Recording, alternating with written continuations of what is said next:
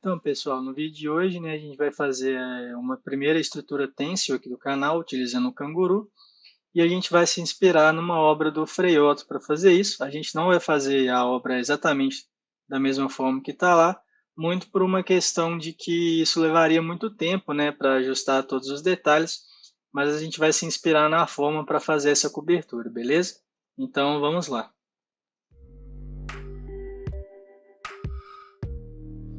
Então, pessoal, como pedido aí pela galera, né, hoje a gente vai fazer uma estrutura têncil, né, que vai ser inspirada nessa obra aqui do Frei Otto, que é o estádio de Munique, né, essa cobertura aqui do estádio, essa parte aqui específica da arquibancada.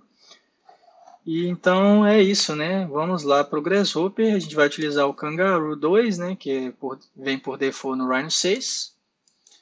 Então vamos lá, né. Vocês podem ver ali, né, pela imagem, que ele forma um arco aqui, né, nessa parte aqui do estádio. Então a gente precisa fazer um arco aqui no Grasshopper, né? E como sempre eu costumo utilizar funções, né, para inserir curvas aqui no Grasshopper. Então a gente vai fazer uma função aqui e construir os pontos aqui a partir da função. Então a gente pode vir com o nosso componente de expression. A gente vai utilizar dois desses componentes. E a gente vai pegar aí o seno de x multiplicado por um fator que pode ser o y, né? Que vai o input aqui tem x e y. A gente pode copiar isso aqui de novo.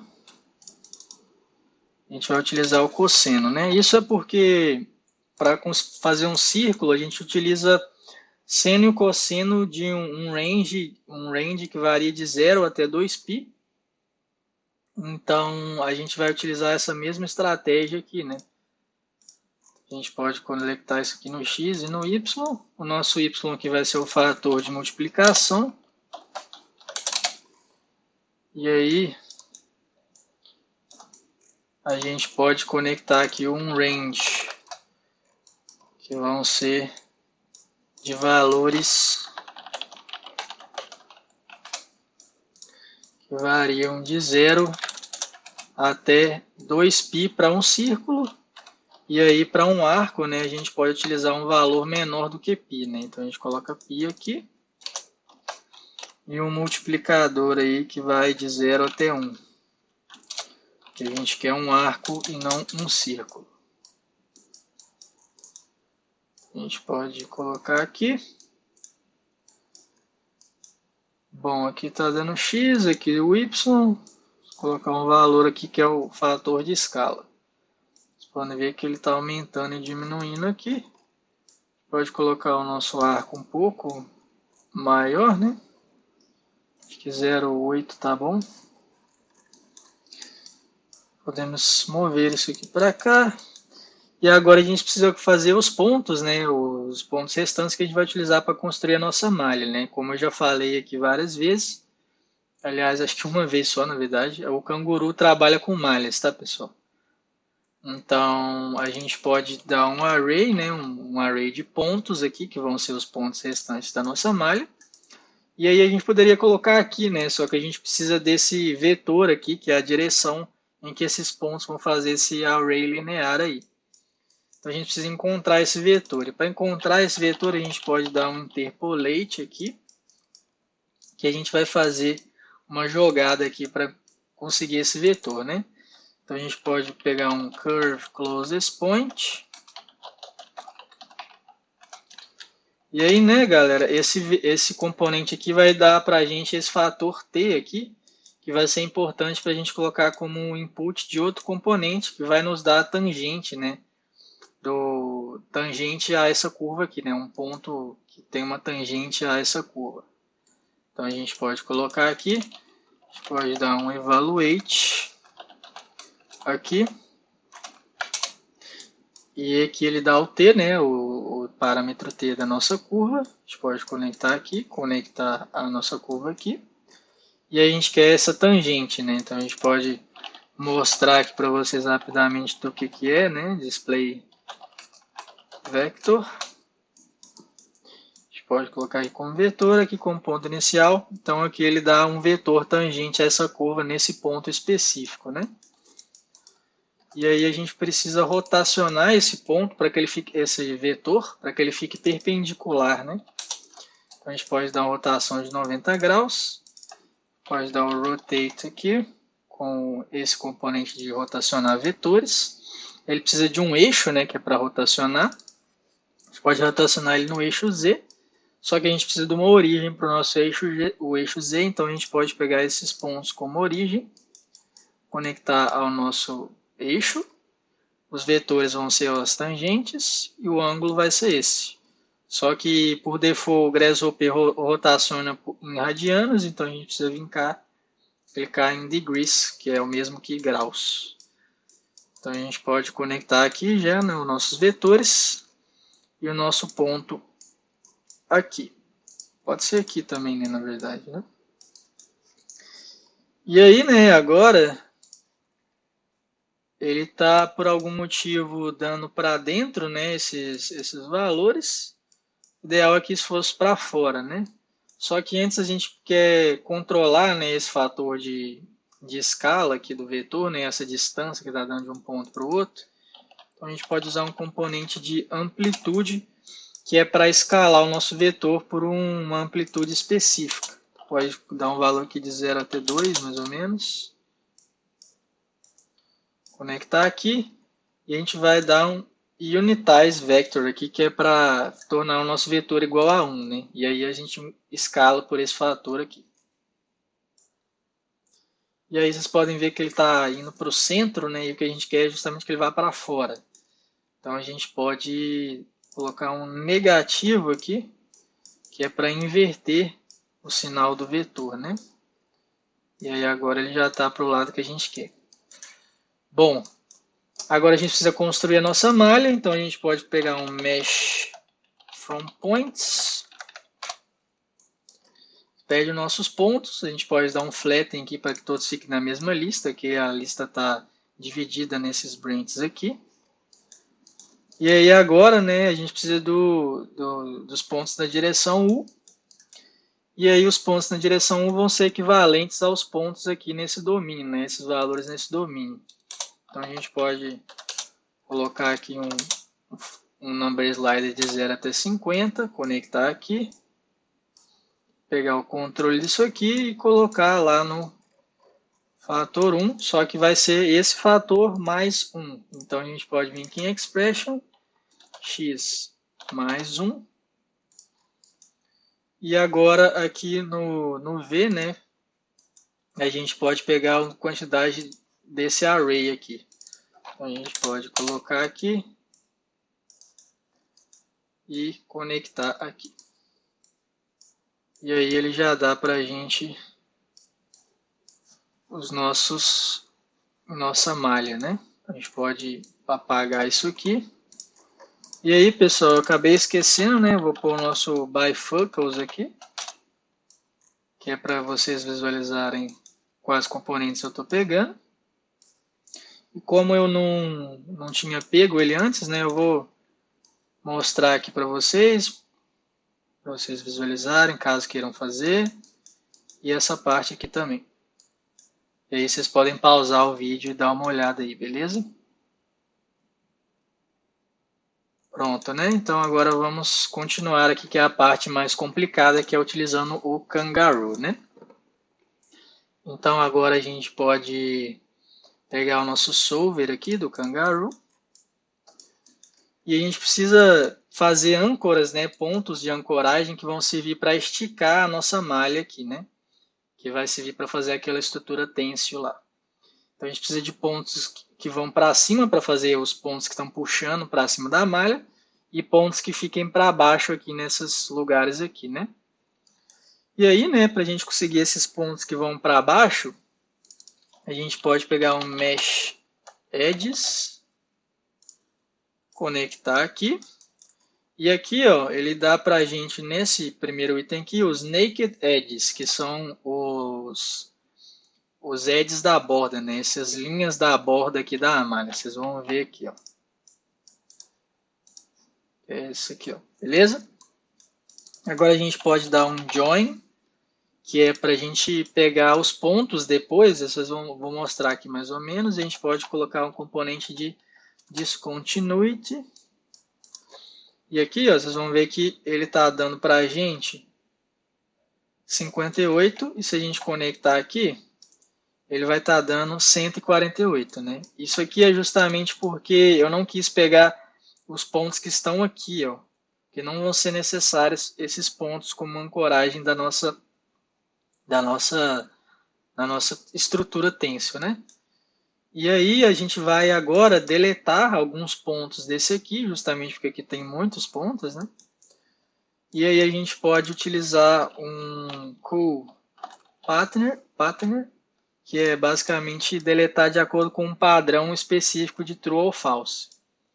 E aqui por padrão ele vem false, false, true, true. E para ter um maior controle, né, disso aqui, a gente pode utilizar o componente de duplicar dados, né, duplicate data. E a gente pode pegar aí e digitar true e false, que vai servir para a gente como input ali, beleza? Pronto, true e false. E aí agora, né, a gente pode conectar um slider aqui, que é para a gente ter o controle desse padrão que a gente vai criar aqui, né? Pode editar aqui que 4 é muito pouco, vamos colocar 10 aqui, beleza? E copiar para cá. Aqui a gente pode pôr algo como 5, que eu acho que está bom. E aqui a gente põe algo como 1 mesmo. Vamos dar um merge aqui, para que esses dois itens fiquem na mesma lista. E a gente pode conectar aqui. E aí, né, ele já vai estar deletando, né, de acordo com esse padrão aqui.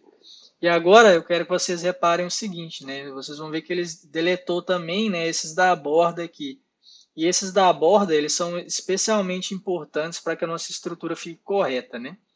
Então a gente precisa encontrar esses pontos da borda. A gente pode utilizar o componente chama Mesh Corners, eu acho. Esse aqui. Não é esse, esse é o do outro Canguru. Eu tenho duas versões do Kangaroo instalado, tá, galera? Então, às vezes confunde. E se você conecta duas versões diferentes, pode bugar o seu modelo, tá? Então, eu já vi ele ali em cima, eu vou pegar ele aqui, tá? Esse é um componente aqui. E a gente pode conectar a nossa malha. E ele dá esses 4 componentes da borda, né? Esses 4 pontos. E a gente vai juntar esses dois componentes na mesma lista, né? Essas duas listas de pontos. Então a gente pode pegar uma lista de pontos aqui, conectar, dar um flatten. E aí, para que não tenha pontos duplicados, a gente pode utilizar esse componente aqui, ó, que é para deletar pontos duplicados, a partir de um valor de tolerância mínimo, né? E aí, eles vão ver que ele já faz a lista certinho. Agora a gente precisa dos pontos que vão para cima. Então a gente pode pegar esses pontos, né, meio que manualmente, mas é porque vai servir para a gente poder controlar isso aqui de uma forma mais tátil, né? A gente pode dar um set multiple points. A gente pode fazer uns 4 pontos aqui. E aí agora a gente precisa pegar os pontos mais próximos nessa malha, então a gente pode dar um closest point. A gente pode colocar aqui, desconstruir a nossa malha.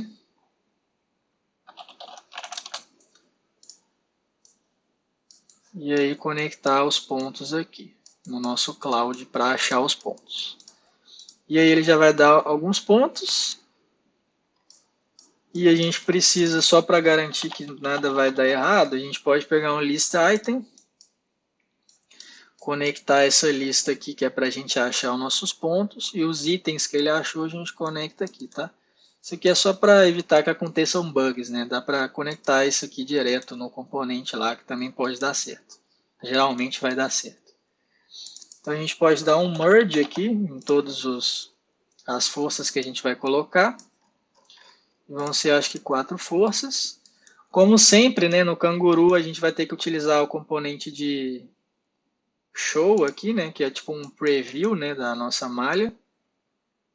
Então a gente pode conectar aqui para que a gente veja essa transformação da malha. Aqui a gente vai conectar um button, que é para dar um reset aqui, né? Aqui a gente vai conectar um boolean toggle, né, que é para ativar e desativar a simulação. E aqui as nossas forças, que a gente vai colocar com esse componente aqui. A gente pode dar um flatten em todas as nossas forças aqui. E aí agora a gente precisa criar as forças nesses pontos, que vão ser ancoragens, né? Vão ser âncoras. Então a gente pode colocar aqui âncoras. E essa aqui a gente pode só conectar isso aqui e conectar aqui. E essa segunda aqui, a gente precisa dar um target, né, que é um objetivo de um ponto para o outro, né? Eu esqueci o que é target em inglês, mas é basicamente isso. Você dá um ponto que está, né, na malha e outro ponto que você quer atingir no espaço do Rhino, não na malha. E aí, para isso, a gente pode mover o nosso ponto. A gente pode mover no eixo Z, né, que para esticar para cima, igual a gente quer. E a gente pode pôr aí de 0 até 50 mais ou menos, tá? Eu quero que vocês ponham as casas decimais, porque aí fica mais suave, né, essa transição e dá para ver a deformação na malha melhor, beleza? Aí a gente pode conectar aqui o nosso target e conectar isso aqui como uma força, né? E agora a gente precisa só de mais uma força referente ao tamanho das linhas da nossa malha, né? Então a gente pode ver aqui mesh length, alguma coisa assim. Mesh length ou mesh edge length, alguma coisa desse tipo.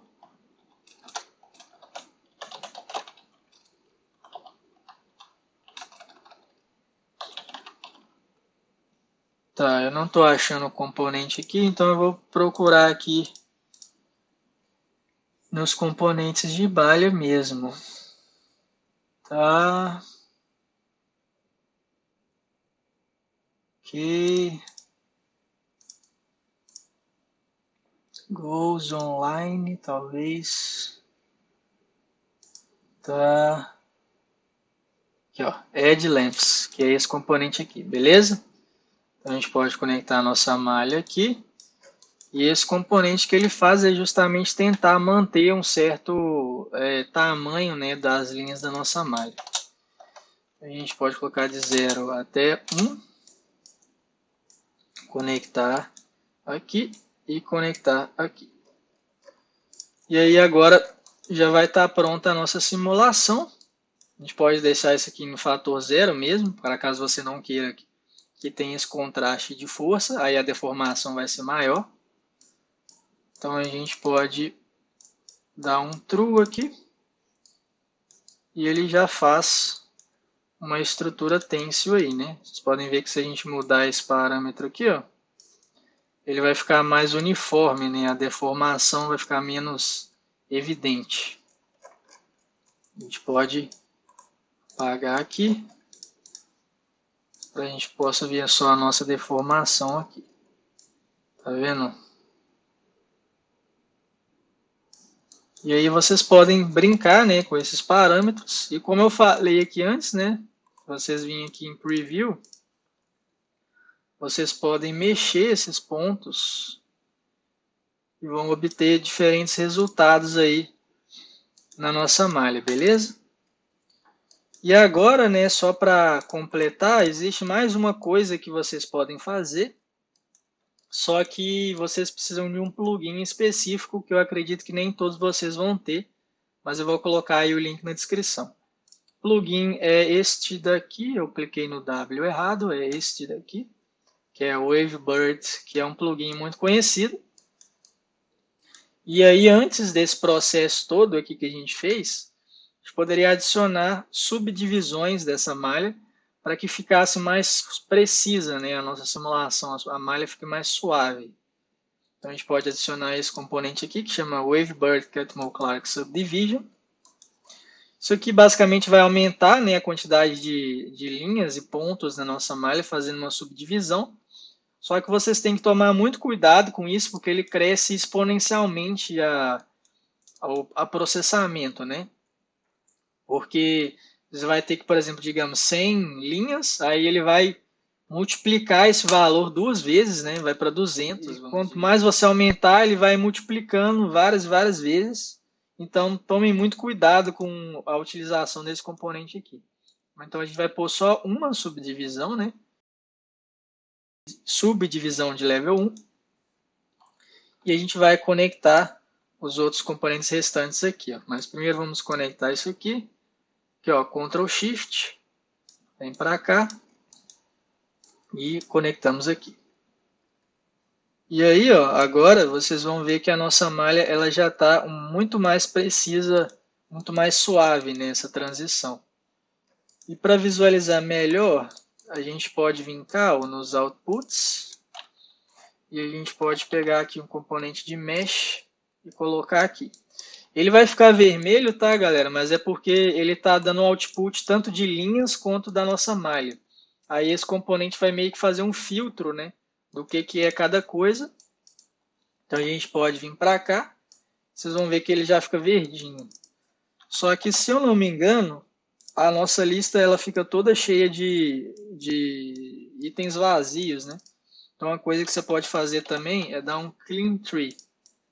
Então a gente conecta isso aqui, aqui, e ele já limpa a nossa lista de itens nulos e vazios, né?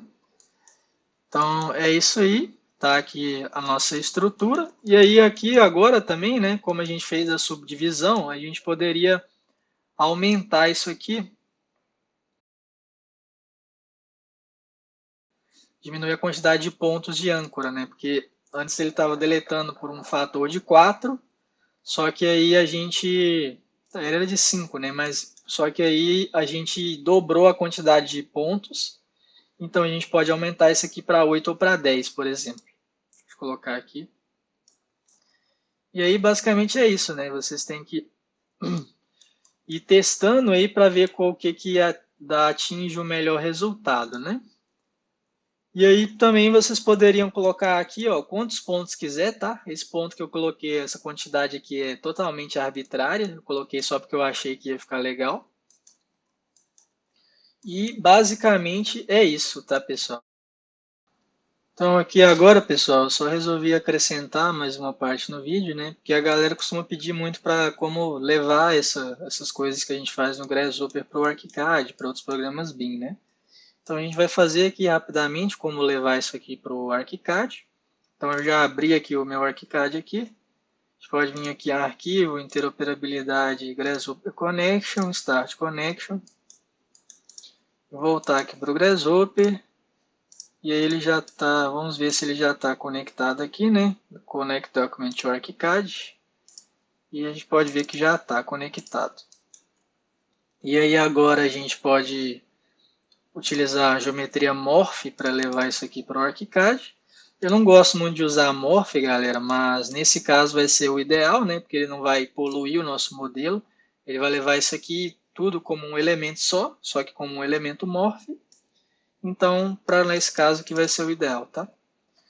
A gente pode colocar um toggle aqui, deixar no true, para a gente ter um controle disso aqui. E a gente pode pegar um morph settings, que é para a gente ter controle da nossa geometria morph, né? Das configurações. Aí aqui ó, a gente pode colocar um material, se a gente quiser. Eu não vou alterar o material nem nada, tá, pessoal? É só para vocês verem como que faz, tá? Então a gente está aqui no ArchiCAD, a gente pode ver que ele já levou a nossa geometria para cá. E aí, galera, se vocês quiserem editar, né, essa geometria aqui no ArchiCAD, vocês só precisam selecionar isso aqui, dar um Unlock. A gente pode fechar isso aqui agora. E aí agora isso aqui já virou uma geometria aqui do ArchiCAD. Vocês podem editar aqui e etc. Beleza? Então é isso. Então é isso, né, pessoal? Eu espero que vocês tenham gostado do tutorial.